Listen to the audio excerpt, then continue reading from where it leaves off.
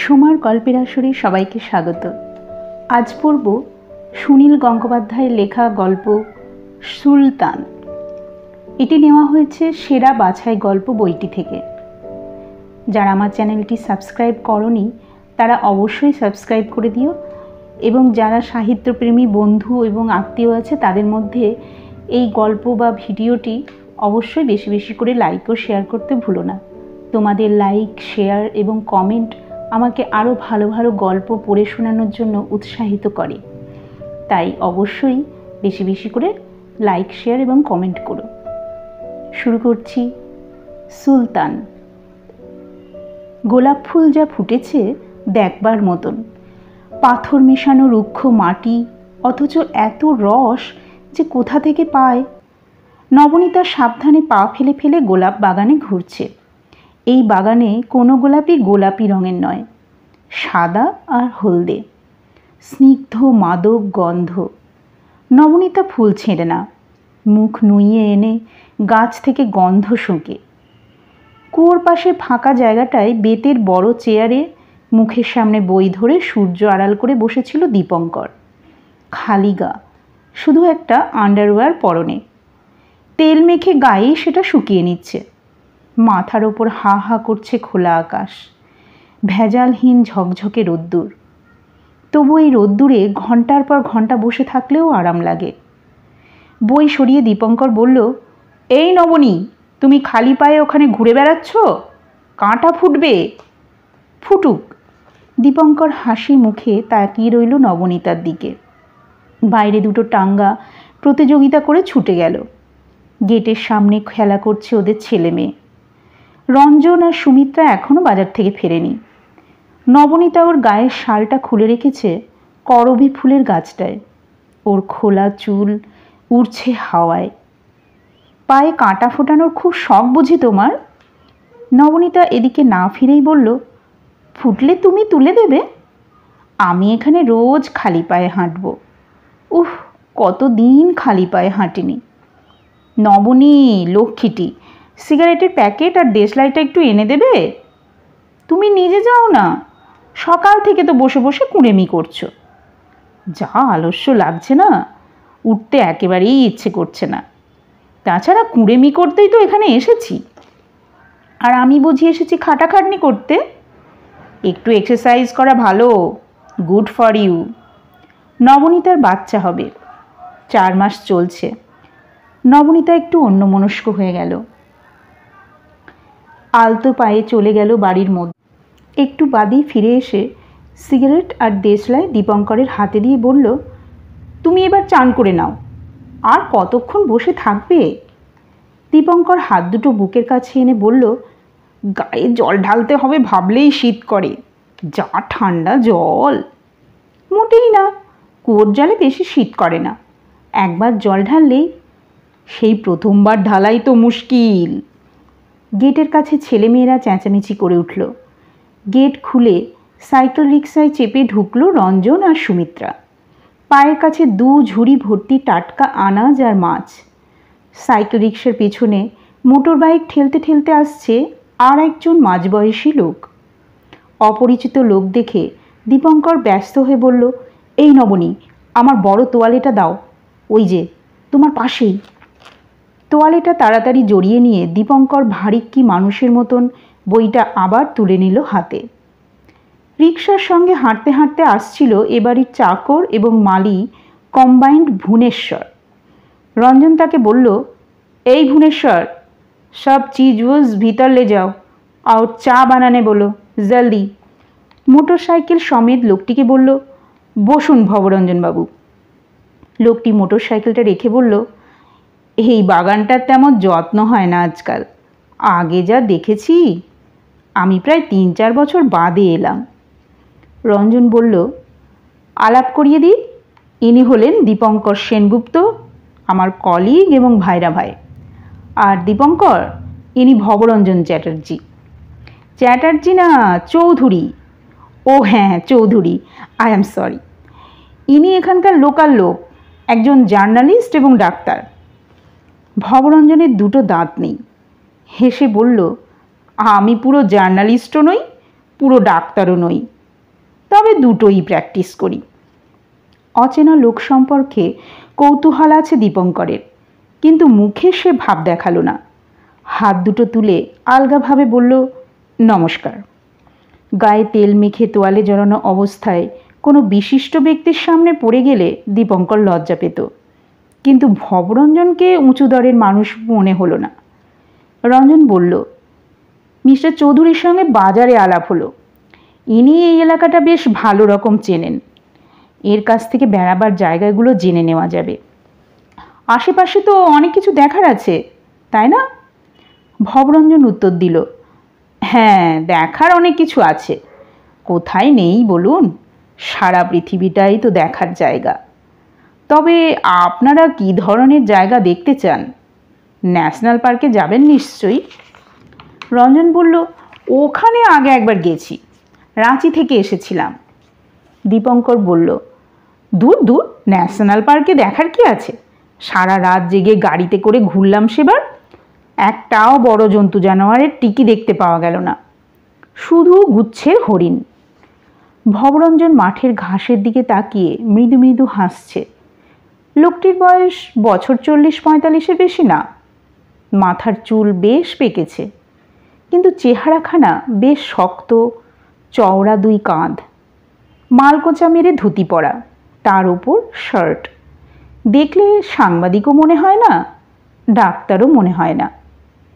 ভুবনেশ্বর ট্রেতে করে চা এনেছে, সঙ্গে এসেছে সুমিত্রা। বাজার থেকে ফিরে এসে শাড়ি বদলে ফেলেছে। সুমিত্রার বিয়ে হয়েছে মাত্র 5 মাস আগে। চোখে মুখে রহস্যময় চঞ্চলতা। সুমিত্রা চায়ের কাপ এগিয়ে দিল ভবরঞ্জনের দিকে। ভবরঞ্জন ফোকলা দাঁতে হেসে বলল, না মা জননী, আমি চা খাই না। এমন কিছু বয়স নয় লোকটির। ওর মুখে মা জননী শব্দটা একটু বেমানান, হাসি পেয়ে যাবারই কথা। সুমিত্রা চকিতে স্বামীর দিকে তাকিয়ে নিয়ে বলল, চা খান না, কফি খাবেন? না, আমার জন্য ওসব কিছু দরকার নেই। রঞ্জন একটু আন্তরিক হওয়ার চেষ্টা করে বলল, আরে মশাই, খান না একটু, এই শীতে চা কফি তো আরামের। তা ঠিক, শীতে চা কফি বেশ জমে, কিন্তু আমি খাই না, আমার ওসব সহ্য হয় না। আপনার কি গ্যাস্ট্রিক? না, সেসব কিছু নয়, এমনি ভালো লাগে না। তাহলে আপনাকে একটু শরবত বানিয়ে দেব? শুধু 1 গ্লাস জল। আমি জলটা একটু বেশি খাই, দিনে 8-10 গ্লাস জল না খেলে আমার চলে না। এই শীতের মধ্যে অত জল খাওয়া যায়?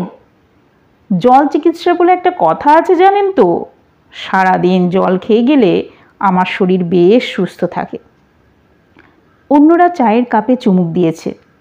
দীপঙ্কর জিজ্ঞেস করল, মিস্টার চৌধুরী, আপনি এখানে কতদিন আছেন? তা ধরুন বছর 20 হবে।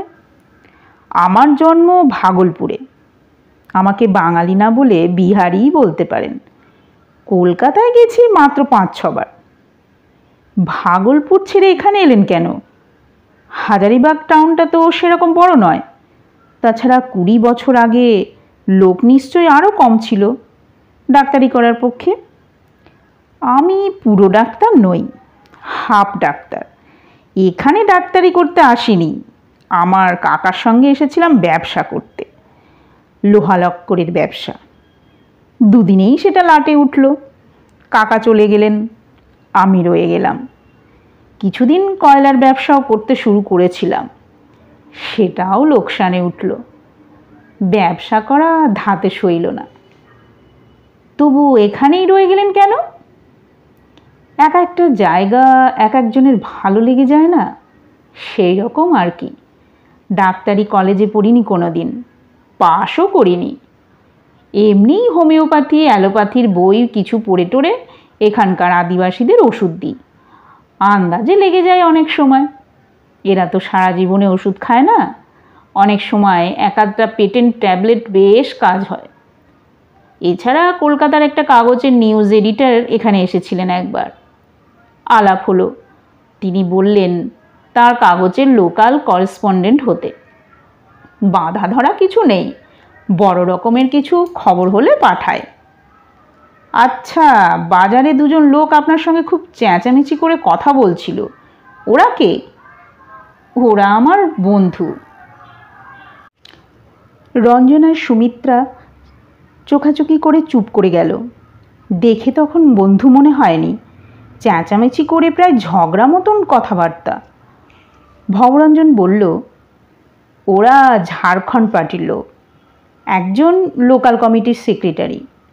আমার সঙ্গে তর্ক হয়, ঝগড়া হয়, তবু আমাকে ভালোবাসে, প্রায়ই আসে আমার কাছে। আমি ওদের সাপোর্ট করি। সুমিত্রা জিজ্ঞেস করলে, ঝাড়খণ্ড পার্টিটা কিসের যেন? আজকাল এত পার্টি, কোনটা যে কি মনে থাকে না। দীপঙ্কর বলল, ওটা হচ্ছে এখানকার আদিবাসীর পার্টি। ওরা আদিবাসী এলাকাগুলো নিয়ে আলাদা ঝাড়খণ্ড স্টেট দাবি করেছে। বিহার আর ওয়েস্ট বেঙ্গলের খানিকটা অংশ তাতে পড়বে, উড়িষ্যার বোধহয় কিছুটা। সুমিত্রা বলল, আবার একটা আলাদা স্টেট? এরপর জেলায় জেলায় পাড়ায় পাড়ায় স্টেট গড়ার দাবি উঠবে। রঞ্জন বলল, আপনি বাঙালি হয়ে ওদের সাপোর্ট করেন? ভবরঞ্জনের মুখে সবসময় মৃদু মৃদু হাসি। সাধারণত সে অন্য কারোর মুখের দিকে চেয়ে কথা বলে না, মাটির দিকে তাকিয়ে, গাছপালার দিকে তাকিয়ে হাসি মুখে কথা বলে। ঘাড় নেড়ে বলল, হ্যাঁ করি, ওদের দাবি ন্যায্য। কিন্তু ওরা কি বাঙালিদের পছন্দ করে? অপছন্দ করার মতো কাজ না করলে কেন পছন্দ করবে না? তাছাড়া আমার আর বাঙালির তো কি আছে বলুন? জন্ম থেকেই এই সব এলাকায় আছি। পশ্চিমবাংলায় গেলেই বরং একটু বিদেশি বিদেশি মনে হয়। কলকাতার রাস্তায় একলা একলা যখন হাঁটি, কীরকম যেন বোকা বোকা হয়ে যায়। কেউ চেনে না, রাস্তায় কেউ ডেকে কুশল সংবাদ জিজ্ঞেস করে না। মনে হয় যেন একটা নিষ্প্রাণ শহর। আমাদের মতন গাঁইয়া লোকের জায়গা নেই সেখানে। এখানে বেশ আছি। নবনীতা বেরিয়ে এলো বাড়ি থেকে। দীপঙ্করের দিকে তাকিয়ে জিজ্ঞেস করল, তুমি এখনও চানে যাওনি? সেই কখন থেকে তেল মেখে বসে আছো? ভবরঞ্জন শশব্যস্ত হয়ে বলল, আমি উঠি, আপনারা চান টান করবেন এখন। কথা বলতে বলতে খেয়াল থাকে না। রঞ্জন উঠে দাঁড়ালো। না না, এমন কিছু বেলা হয়নি। ঠিক আছে, আপনার সঙ্গে আলাপ হয়ে বেশ ভালো লাগলো। এদিক দিয়ে গেলে আবার আসবেন। ভবরঞ্জন মোটর সাইকেলটা দাঁড় করিয়ে সারা বাড়ি ও বাগানের দিকে একবার চোখ বোলালো। তারপর বলল, এটা তো জাস্টিস মল্লিকের বাড়ি। এই বাড়িটা আমি তৈরি হতে দেখেছি। আগে বাগানটা আরও ভালো ছিল। রঞ্জন বলল, উনি আমাদের মামা শ্বশুর। অনেক দিন তো নিজে আসেননি, দেখাশোনা ঠিক মতন না হলে। ভবরঞ্জন গেট দিয়ে বেরিয়ে যেতে না যেতেই দীপঙ্কর রঞ্জনকে বলল, এই চিজটিকে আবার কোথা থেকে জোটালে? কেন, একজন লোকাল বাঙালির সঙ্গে আলাপ রাখা তো ভালোই, যদি কোনো দরকার টরকার হয় হঠাৎ। যখন তখন এসে জ্বালাতন করবে। আমি চিনি এই টাইপের লোকেদের, জীবনে কিছু হয়নি। নবনীতা আবার তাড়া দিল, তুমি যাও তো চান করতে। ভুবনেশ্বর দাঁড়িয়ে আছে কুয়োর পাড়ে, জল তুলে দেবে। দীপঙ্কর কাছে এসে কুয়োর মধ্যে উঁকি মারল। তারপর ব্যস্ত হয়ে বলল, এই সুমিত্রা, এদিকে এসো, শিগগিরই এসো, একটা জিনিস দেখে যাও। সুমিত্রা কাছে এগিয়ে এসে ব্যস্তভাবে কুয়োর পাশে দাঁড়াতেই দীপঙ্কর বালতি থেকে জল নিয়ে ছিটিয়ে দিল তার গায়ে। শীতে সে একেবারে কেঁপে উঠল। এমনিতেই সে চান করতে চায় না। কৃত্রিম রাগে চেঁচিয়ে উঠল, এই এই ভালো হবে না বলছি। রঞ্জন তুমুলভাবে হাসছে। দীপঙ্কর আবার জল ছিটালো। দৌড়েছে সুমিত্রা। দুই শ্যালিকা ও দুই ভাইরা ভাই মিলে এখন একটু ইয়ার্কি ঠাট্টার সময়। বিকেলবেলা বেড়াতে বেশ ভালো লাগে, কিন্তু সন্ধে হতে না হতেই শীত একেবারে জেঁকে আসে। টেরিলিনের শার্ট, সোয়েটার কোটেও শীত মানে না। মাফলার দিয়ে কান ও গলা ঢাকা, তবু নাকের ডগা ও হাতের আঙুলগুলো যেন জমে আসে। ফেরার সময় বাড়ির কাছাকাছি এসে ওরা সবাই দৌড়তে শুরু করে দেয়। দৌড়লে বেশ ভালো লাগে। রোজই এই সময় ওদের দৌড়ের কম্পিটিশন হয়। সন্ধ্যের পর বাইরে বসার কোনো উপায় নেই, যদিও গোলাপ বাগানে কি সুন্দর জ্যোৎস্না। সবকটা জানালা বন্ধ করে বসবার ঘরটায় চেয়ারগুলো কাছাকাছি টেনে এনে ওরা অন্তরঙ্গ হয়ে বসল। দীপঙ্কর আর রঞ্জন সিগারেট ধরাতেই সুমিত্রা আদুরে গলায় বলল, আমি একটা খাবো। রঞ্জন সিগারেট এগিয়ে দিতেই নবনীতা বলল, আমি না, আমার আজকাল কীরকম যেন বেশি গন্ধ লাগে। দীপঙ্কর বলল, নবনী, তুমি একটু ব্র্যান্ডি খাও, দেখবে শীত কোথায় পালাবে। রঞ্জন চোখের ইশারা করে বলল, হয়ে যাক একটু একটু। গেলাস এসে ব্র্যান্ডি বোতল থেকে সদ্য ঢালা হয়েছে। এমন সময় বাইরের গেটের সামনে মোটরসাইকেলের শব্দ। দীপঙ্কর বলল, এই সেরেছে, সেই ভবসিন্ধু না গঙ্গারঞ্জন কি যেন, সে এসেছে।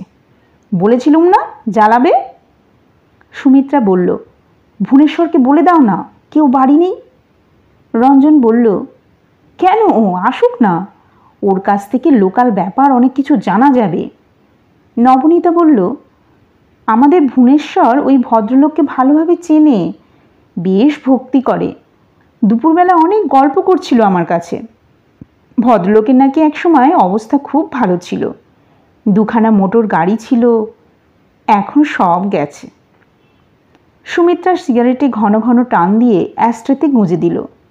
ব্র্যান্ডির গেলাস লুকোতে যাচ্ছিল। রঞ্জন ধমক দিয়ে বলল, লুকোবার কি আছে? দীপঙ্কর শালিকার কাঁধে হাত তুলে দিয়ে বলল, শীতকালে ব্র্যান্ডি খাওয়া অন্যায় কিছু না।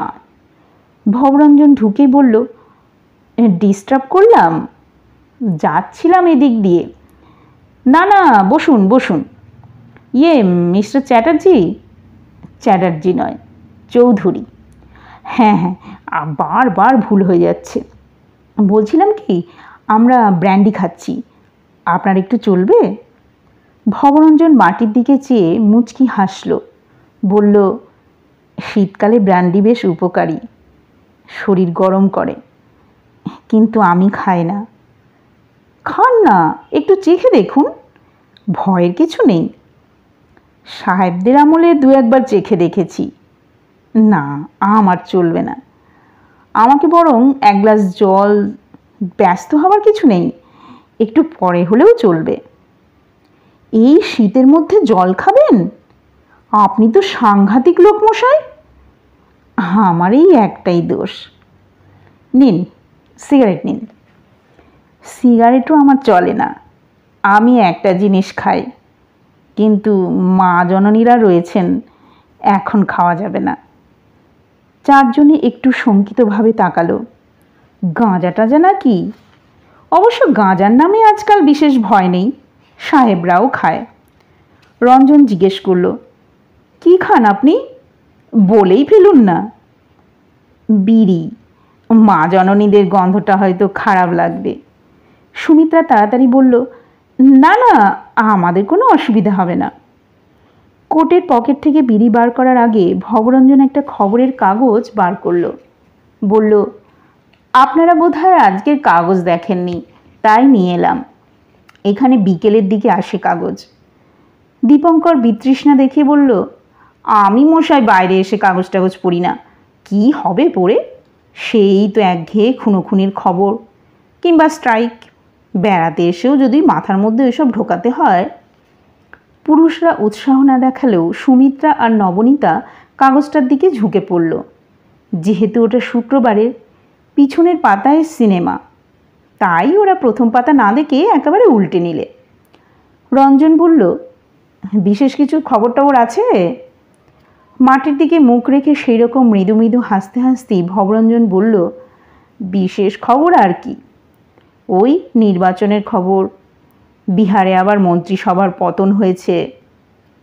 সে কি আবার? দেখি দেখি।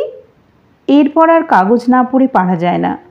কিছুক্ষণ আলোচনা চলল ভারতের রাজনীতি নিয়ে। মেয়ে দুজন চুপ করে বসে রইল। সুমিত্রা মনের ভুলে আর একটা সিগারেট ধরিয়ে ফেলল ভবরঞ্জনের সামনেই। দীপঙ্কর শালিকার কাঁধ থেকে হাত তুলে বইয়ের পিঠে রাখল। কাগজ পড়তে পড়তে একটা খবরের দিকে চোখ পড়ল দীপঙ্করের। বিস্মিতভাবে বলল, এই যে দেখেছো, প্রবল ঠান্ডায় হাজারিবাগে 7 জনের মৃত্যু। পরশু দিনের খবর। কি মশাই, সত্যি? আমরা কিছু টের পেলাম না। হ্যাঁ সত্যি, আমরা 7 দিন ধরে আছি, শুনি না তো কিছু। হাজারিবাগ মানে তো শুধু এই শহরটা নয়, গোটা একটা জেলা। আমার তবু বিশ্বাস হয় না। এমন কিছু ঠান্ডা নয়, শীত আছে ঠিকই, কিন্তু সেটা বেশ আরামের। সুমিত্রা বলল, এর আগেও তো এরকম খবর বেরিয়েছিল। আমরা আসবার আগে সবাই কীরকম ভয় দেখিয়েছিল, অথচ এমন কিছু তো কষ্ট হচ্ছে না আমাদের। রঞ্জন বলল, সব বোগাস। ঘরের মধ্যে থাকলে কিছু এমন বোঝা যায় না, হাওয়াটা যদি গায়ে না লাগে। ভবরঞ্জন হাসি মুখে বলল, বনে জঙ্গলে কত গরিব লোক থাকে, তাদের আর মরে যাওয়া ছাড়া কাজ কি? তারা শীতকালেও মরে, গরমকালেও মরে, তবে শীতকালে একটু বেশি মরে। রঞ্জন বলল, আসল ব্যাপারটা কি জানেন? বহুদিন ধরে যারা অসুখে ভুগছে সেই রকম পুরনো রুগীরা শীতকালে টেঁসে যায়। অমনি আপনারা কাগজে লেখেন শীতের প্রকোপে মৃত্যু। শীতকালে যে জেনারেল হেলথ ভালো থাকে সে কথা অস্বীকার করতে পারবেন? সুমিত্রা বলল, এখানকার লোকদের তো শীত কম লাগারই কথা, সহ্য হয়ে যায় না। এই তো ভুবনেশ্বরকে দেখি, সব সময় পাতলা শার্ট গায়ে দিয়ে আছে, মাঝে মাঝে একটা চাদর জড়ায়, ওর তো কিছু হয় না। রাত্রিরে মোটে একটা কম্বল গায়ে দিয়ে শোয়। নবনীতা মৃদু গলায় বলল, ভুবনেশ্বর সারা রাত ঘরে আগুন জ্বেলে রাখে। সে তো এখানকার সবাই পারে, কাঠফাট তো কুড়িয়ে আনলেই হয়, কত জঙ্গল। ভবরঞ্জন জিজ্ঞেস করল, ভুবনেশ্বর কোন ঘরে শোয়? পাশের ঘরটাতেই তো। এটা পাকা বাড়ি, জানলা বন্ধ করলে হাওয়া ঢোকে না। দীপঙ্কর ব্র্যান্ডির গেলাসে লম্বা চুমুক মেরে বলল, এইটা আমার কাছেও একটা সমস্যা। প্রত্যেক বছরই দেখি কাগজে বেরোয়, প্রবল শীতে হাজারিবাগে অনেক লোক মারা যায়। আপনি তাহলে সেসব খবর পাঠান। বিহারের অন্য কোথাও এত লোক মরে না, হাজারিবাগেই শুধু এত লোক মরে কেন? এখানে বেশি শীত পড়ে? ভবরঞ্জন বলল, তাই পড়ে বোধ হয়। ধ্যাৎ মশাই, এই জায়গাটা কি হিমালয়ের ওপর? এখানকার স্পেশালিটি কি? এখানকার লোক বেশি গরিব। সুমিত্রা বলল, যাক গে ওসব, কাল কোথায় বেড়াতে যাওয়া হচ্ছে বলো। ভবরঞ্জন বলল, আমি উঠি তাহলে। বসুন বসুন। আচ্ছা, এখানে কাছাকাছি কি যেন একটা ড্যাম আছে না? খুব নাম শুনেছি। হ্যাঁ, কোনার ড্যাম, মাইল 30 হবে। কীরকম সুন্দর জায়গা? ভবরঞ্জন একটু অন্যমনস্ক হয়ে গেল। মাটির দিকে চোখ রেখে আপন মনে বলল, হ্যাঁ ভারী সুন্দর, স্বীকার করতেই হবে, ভারী সুন্দর। সেখানেই যাওয়া যাক তাহলে। বাংলো টাংলো আছে ওখানে? ব্যবস্থা করে দিতে পারবেন? ফরেস্ট বাংলো আছে একটা, দেখি চেষ্টা করে। কোনার ড্যামের ওপর দাঁড়ালে চোখ জুড়িয়ে যায়। হঠাৎ মনে হয় যেন ভারতবর্ষের নয় এ কোনো জায়গা। মনে হয় বিদেশেই শুধু এমন সুন্দর দৃশ্য থাকা সম্ভব, যেখানে প্রকৃতি এবং মানুষ কারুর কৃতিত্বই কম নয়। বাঁধটা প্রায় মাইলখানেক চওড়া। সুমিত্রা প্রায় ছেলে মানুষের মতন ছুটোছুটি করছে তার উপর। গর্ভের সন্তান আছে বলে নবনীতার গতি মন্থর। একদিকে পাহাড়ের বহু নিচে শীর্ণ দামোদর, অন্যদিকে থই থই করছে জল। পাহাড় বেষ্টিত এই জলের শোভার কাছে মনটা হালকা হয়ে যায়। কিছুক্ষণ আগে এক পশলা বৃষ্টি হয়ে গেছে, এখন ফিনফিনে হাওয়া ধারালো ছুরির মতন। তবু এই শীতের মধ্যে আনন্দ করতে ভালো লাগে। বাঁধ শুরু হবার আগে ও শেষে খুব যত্ন করে তৈরি করা হয়েছে ফুলের বাগান। সব ব্যাপারটাই এমন নিখুঁত পরিচ্ছন্ন যে বিশ্বাস হতে চায় না আমাদেরই দেশের মানুষ এসব বানিয়েছে। এত বড় একটা ব্যাপারের পরিকল্পনা নিশ্চয়ই ফরেন এক্সপার্টদের। দীপঙ্কর আর রঞ্জন এই নিয়ে আলোচনা করছে। ভবরঞ্জনকে সঙ্গে এনে অবশ্য কোনো লাভ হয়নি, ফরেস্ট বাংলোটা পাওয়া গেল না। উচ্চপদস্থ সরকারি কর্মচারীরা সেখানে আগে থেকেই এসে আছে। ভবরঞ্জন অবশ্য কাঁচুমিচু হয়ে বারবার বলতে লাগলো যে 2-4 দিন আগে থেকে জানলে সে নিশ্চয়ই ব্যবস্থা করতে পারত। মাত্র একদিনের নোটিশে ভবরঞ্জন ওদের সঙ্গে আসতেও চায়নি। সে নিজেরই কোনো কাজে এদিকে আসছিল মোটরসাইকেলে, কিন্তু ওরা যখন গাড়ি নিয়ে এখানে আসছেই তখন ভবরঞ্জনকে আর মোটরসাইকেল আনতে দেয়নি, নিজেদের গাড়িতে তুলে নিয়েছে। ডাক বাংলো পাওয়া যায়নি বলে যেটুকু উষ্মা জেগেছিল প্রথমে, আস্তে আস্তে তাও মিলিয়ে গেল। জায়গাটা এত সুন্দর যে বেশিক্ষণ মেজাজ খারাপ করে থাকা যায় না। তাছাড়া ওরা জেনে গেল পাহাড়ের নিচে দামোদরের ধারার কাছে পাশেই জঙ্গল, চমৎকার পিকনিক করার জায়গা। ওদের সঙ্গে খাবার দাবার ছিলই, স্থানীয় 2-1 ছোকরাকে লাগিয়ে দিয়ে বেশ সহজেই রান্না টান্নার ব্যবস্থা হয়ে গেল। মুরগিও জোগাড় হয়ে গেল সস্তায়। ভবরঞ্জন মাংস খায় না, ডিম খায় না। 1 থালা ভাত শুধু ডাল আর পেঁয়াজ কুচি দিয়ে খেয়ে উঠল। লোকটার এতখানি স্বাস্থ্য শুধু ওই খেয়ে কীরকমভাবে টেকে কে জানে। পরম পরিতৃপ্তির সঙ্গে খেয়ে দিয়ে ভবরঞ্জন বলল, মা জননীদের রান্না সত্যি অপূর্ব। তাই শুনে সুমিত্রা আর নবনীতা হেসে লুটুপুটি খায়। শুধু ভাত আর ডাল, এতে আবার রান্নার কি আছে? লোকটি সত্যিই অদ্ভুত। খেয়ে উঠে শালগাছের নিচে বড় পাথরের চায়ের উপর বসে রঞ্জন দীপঙ্কর সিগারেট ধরিয়েছে। ভবরঞ্জন বলল, আপনারা বসুন, আমি একটু ঘুরে আসি। এখানে আবার ঘুরতে যাবেন? একটু গ্রামের দিকে যাব, আমি তো ডাক্তারি করি এদিকে, রুগী টুগীদের দেখে আসি। আপনারা তো বিকেলের আগে ফিরবেন না। অপূর্ব জায়গা, ফিরতেই ইচ্ছে করছে না।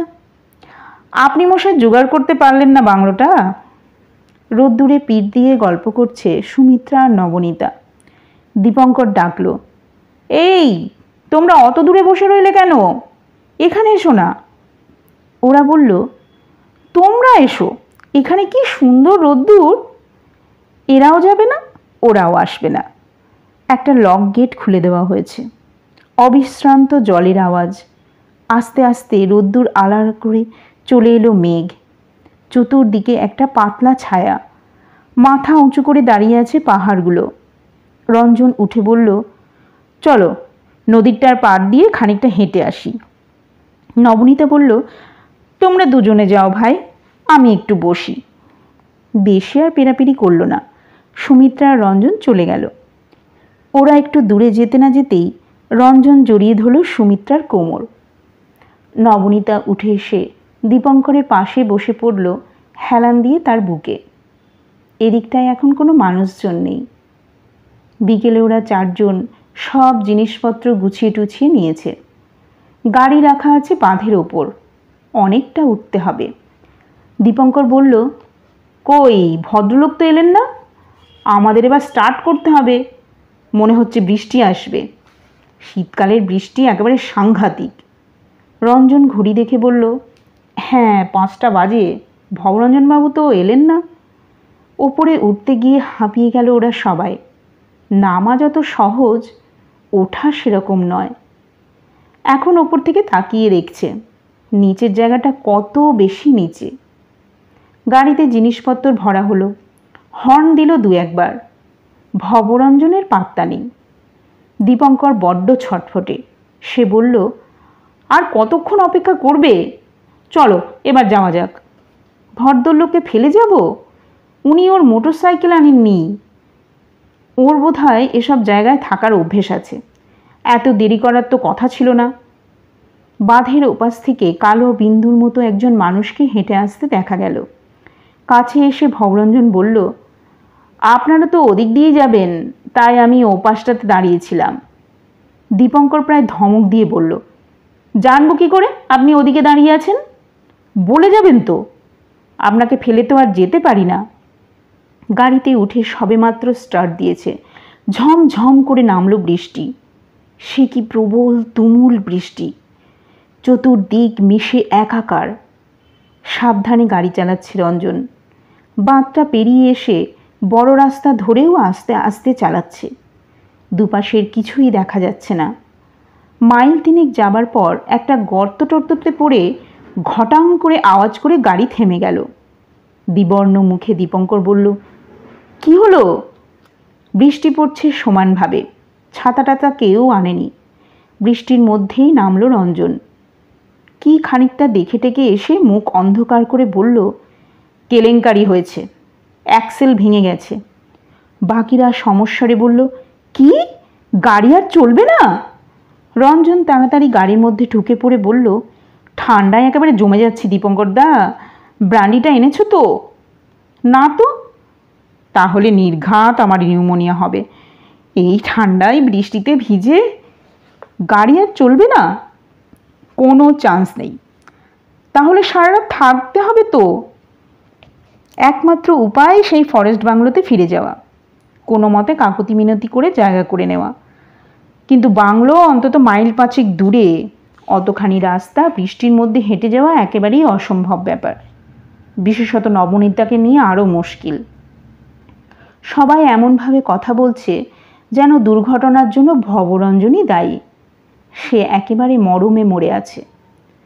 দীপঙ্কর বলল, সারা রাত এই গাড়িতে থাকলে ঠান্ডায় একেবারে জমে যাব। তাছাড়া চোর ডাকাতের ভয় আছে। কি মশাই, এখানে ডাকাতি টাকাতি হয় না? ভবরঞ্জন বলল, মাইল 7 দূরে একটা পেট্রোল পাম্প আছে, সেখানে খবর পাঠালে হয়তো মেকানিক পাওয়া যেতে পারে, কিংবা যদি আর একটা গাড়ি পাওয়া যায়। কে যাবে অত দূরে খবর দিতে? ভবরঞ্জন একটু চিন্তা করে বলল, দাঁড়ান, বৃষ্টিটা ধরে যাক, তারপর দেখা যাক কি করা যায়। শীতকালের বৃষ্টি, বেশিক্ষণ হবে না। বৃষ্টি থামল একটু বাদেই, কিন্তু ঘুরঘুরটি অন্ধকার।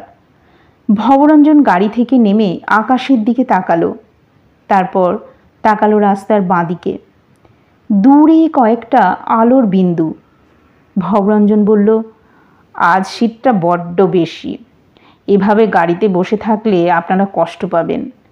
কাছেই একটা গ্রাম আছে আমার চেনা, সেখানে গিয়ে যদি একটু বসেন, আগুনে হাত পা সেঁকে। আগুনের কথা শুনলেই এখন লোভ হয়। সুমিত্রা সঙ্গে সঙ্গে বলল, সেই ভালো, চলো আমরা আগুনের ধারে বসি ততক্ষণ। তোমরা পেট্রোল পাম্পে গিয়ে চেষ্টা করে দেখো।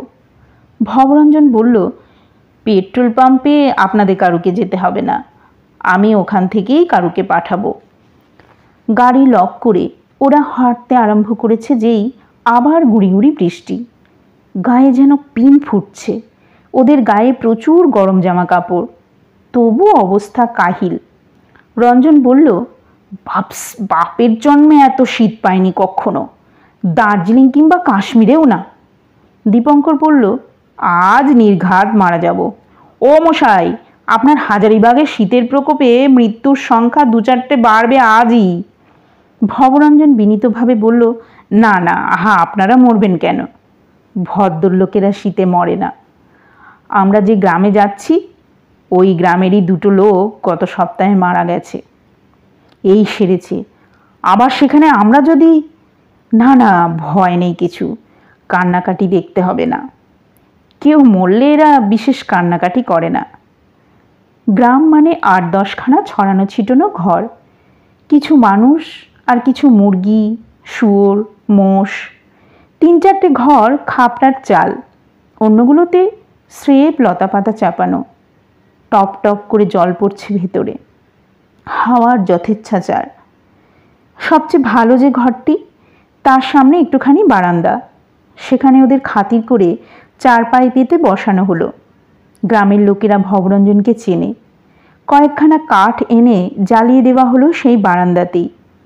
একটি সবল ছেলেকে চিঠি লিখে পাঠানো হলো পেট্রোল পাম্পে। সে 5 টাকা নেবে এবং বেশ খুশি মনেই গেল। বাকি লোকেরা যার যার ঘরের সামনে নিষ্প্রাণ মূর্তির মতন বসে বা দাঁড়িয়ে। শীতের তাড়নায় শুয়োর মুরগিগুলো মানুষের গা ঘেঁষাঘেঁষি করে রয়েছে। ওরা 4 জন আগুনে হাত পা সেঁকে নিচ্ছে ভালো করে।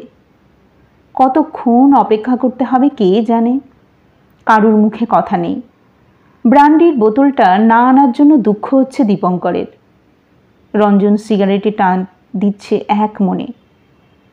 নিস্তব্ধতা ভেঙে ভবরঞ্জন বলল, আপনাদের কষ্ট হচ্ছে খুব, কিন্তু জানেন তো শীতের মধ্যে জড়সড় হয়ে বসে থাকলে বেশি শীত করে।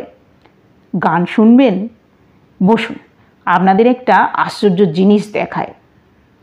কার উদ্দেশ্যে যেন হাঁক পেরে ভবরঞ্জন বলল, এ ভাগিয়া, সুলতান কাহারে? সুলতানকে ইধার লাও তো, বাবু লোক দেখবে।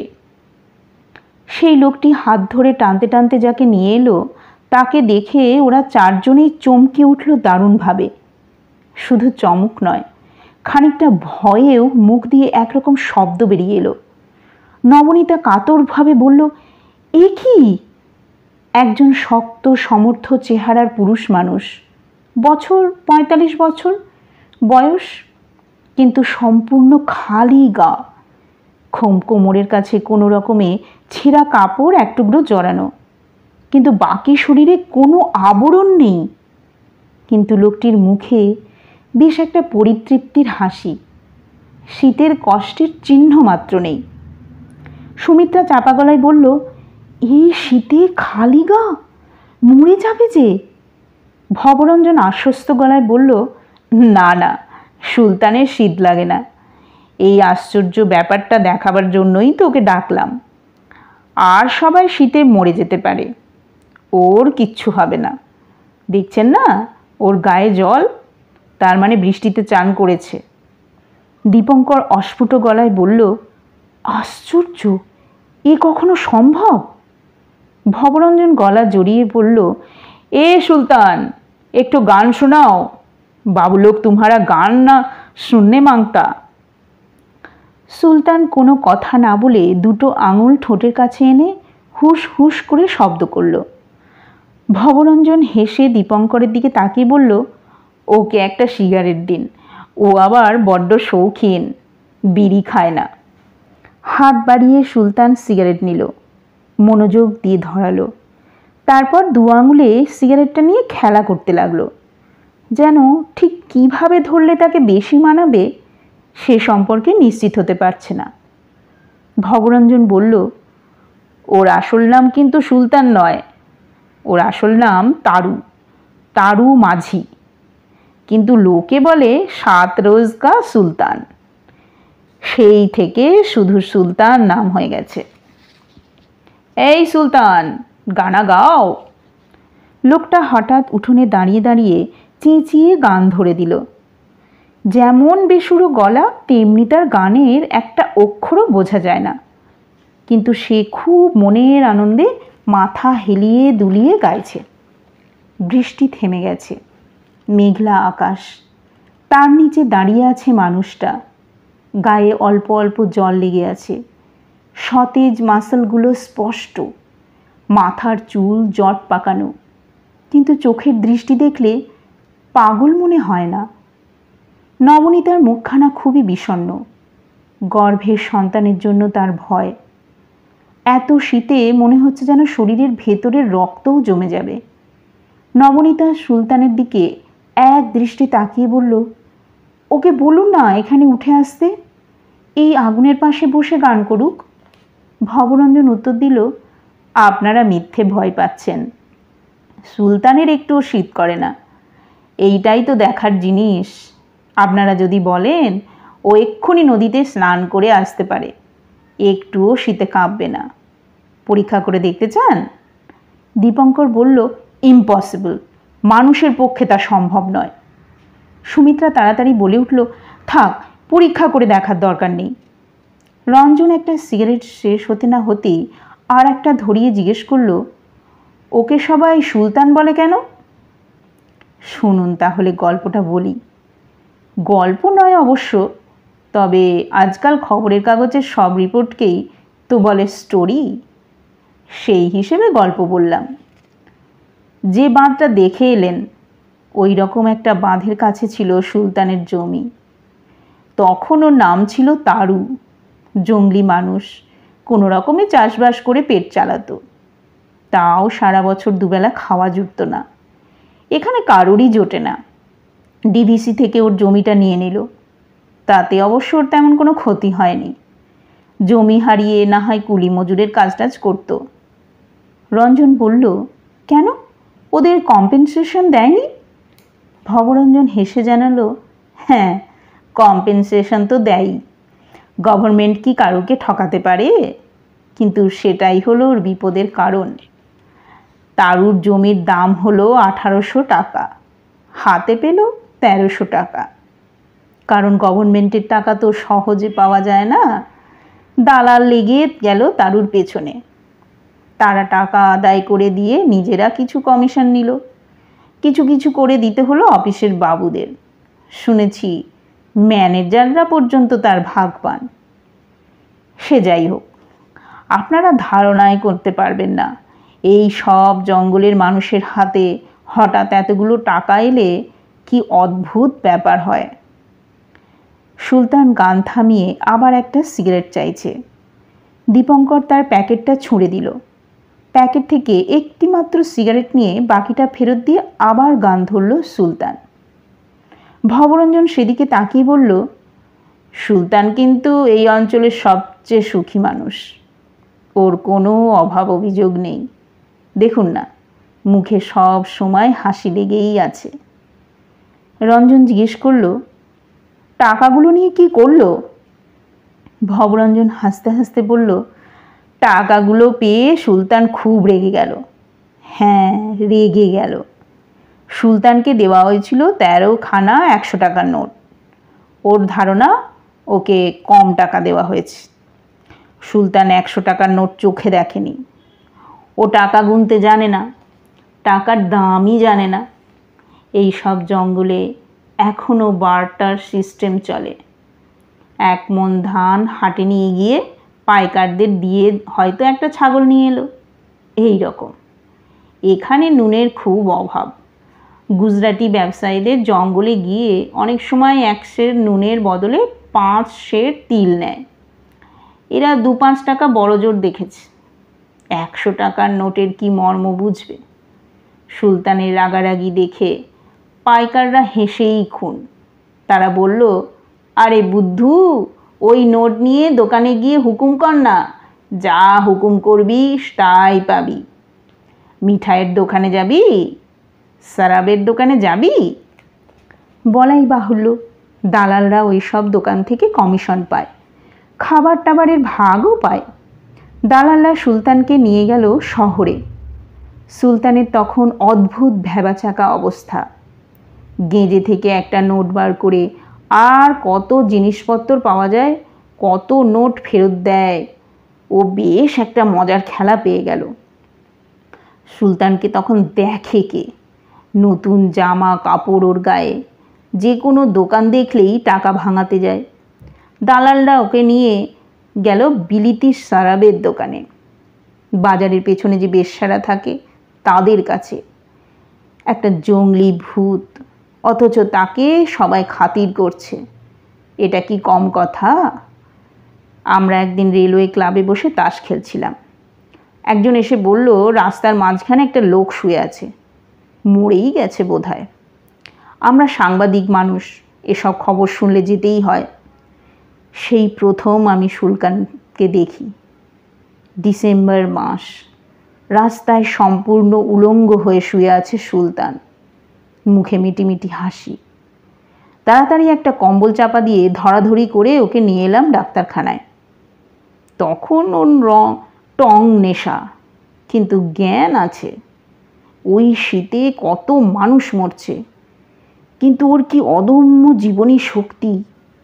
কতক্ষণ ওই রকমভাবে রাস্তায় শুয়েছিল কে জানে। আস্তে আস্তে ওর ঘটনাটা শুনলাম।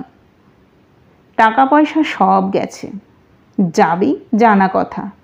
যে দালালটা শেষ পর্যন্ত ওর সঙ্গে ছিল, সে যাবার সময় ওর গায়ে নতুন জামা কাপড়ও খুলে নিয়ে গেছে। আমরা ওকে জিজ্ঞেস করেছিলাম, তোর এখনো জ্ঞান আছে? তোর জামা কাপড় খুলে নিয়ে গেল, তুই কিছু বললি না? ও কি উত্তর দিয়েছিল জানেন? কল্পনাই করা যায় না। ও ফিক ফিক করে হাসতে হাসতে বলেছিল, আহা, বেচারার বোধহয় খুব জাড়া লাগছিল, তাই আমারটাও গায়ে দিয়ে গেছে। ওই একটা কথার জন্যই নিজের শীত জয় করেছে সুলতান। ওরা শীত করে না, ডাক্তারদের কাছেও একটা বিস্ময়।